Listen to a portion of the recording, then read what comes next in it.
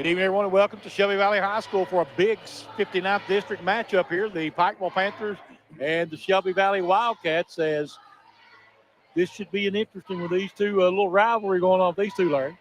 Yeah, it's always you can throw records out or whatever when these two teams get together, girls or boys, baseball, basketball, football, whatever, because they're not very fond of each other. No. Which always makes it a good matchup. Yes, it does. Entertaining game. Pikeville comes in 7-6, and they coming in on a 2-game losing streak. They lost games at Harlan County and Ashland Blazer. Shelby Valley, on the other hand, they're 9-8, 3-4 in the region, and also Pikeville 2-3 in the region. Pikeville 1-0 in the district. It's the first district game that Shelby Valley's played this year. I mean, it's going to be a tough district over there this year too. You know, you got Shelby Valley, Pikeville, East Ridge, and I lost my fourth one. Is it only a 3-team district? Three, okay. Yeah. They lost the fourth one a few years back. Yep, that's right. Yeah, forget about that. Then the 59th, 60th, they're both 3-team districts. Yes. Valley, their last time out, dropped one down at Johnson Central, 78-66. The game before that, they beat Floyd Central 77-73. But they've only won one out of their last 4, so they've hit a little skid here toward the end of the season. Well, Shelby Valley's the same way. They beat Prestonsburg in the All-A, then they lost to East Ridge. They beat Harlan County, then they lost to Blazer, they beat East Ridge, and then they lost to Harlan County and Ashland Blazer.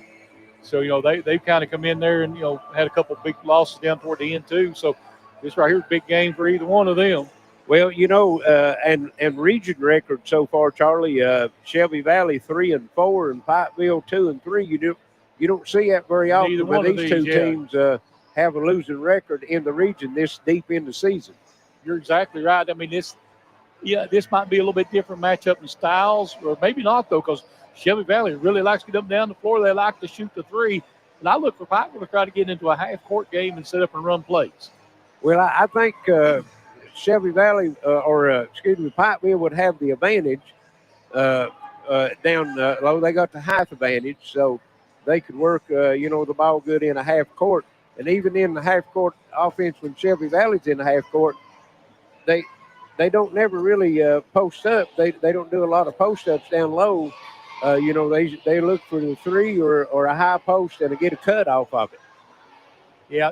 If Pikeville's got some pretty good size. This team though is a little not as experienced as team they've had in the past. Yes, and they've always had that good point guard, and it's kind of a point guard by committee this year, I think. Trying to wait on somebody to assume that position. Yes. Of course, Ian Ongst has been playing really well for them this season.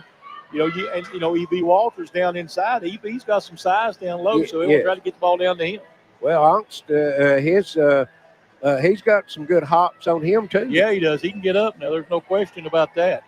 And he's their leading scorer, I think, 20-some points a game? I think so.